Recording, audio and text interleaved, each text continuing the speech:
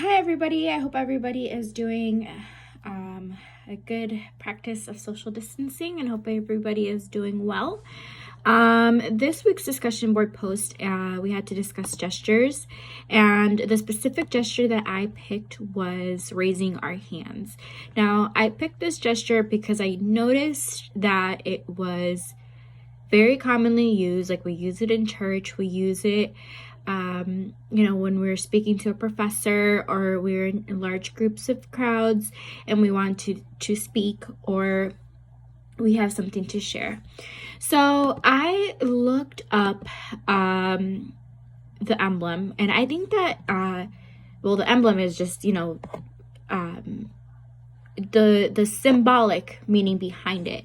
So when I originally looked this up, the first thing that came up was how we are disguised as weak when we are raising our hands in church. We're admitting that.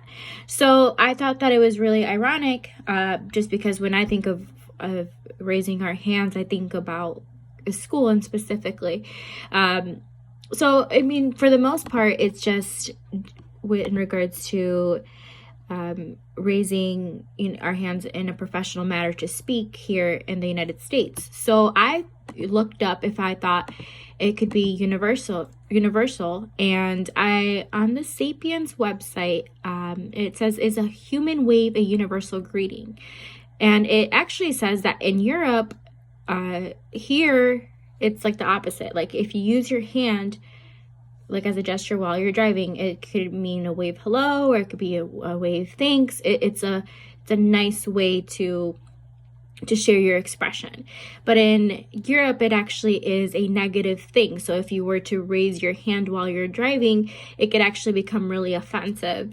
So I just thought it was really ironic how we use it here as a great thing, and it represents it, like in a church matter, that you're giving out your power, and like that you're basically accepting that you're not as strong, you're weak in the moment. And that's among various religions, but also here it's